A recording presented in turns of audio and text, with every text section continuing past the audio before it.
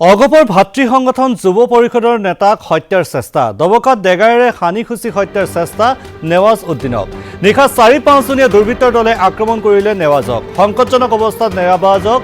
হাস্পতালত ভৰ্তি কৰা হৈছে মূৰত ৩২টাকৈ চিলাই পৰিছে যুৱকজনৰ দবকা চহৰ ৫ নম্বৰ ৱাৰ্ডৰ বাসিন্দা হৈছে নেৱাজ এই ঘটনা সংক্ৰান্তত দবকা থানাত এজাহাৰ দাখিল কৰা হৈছে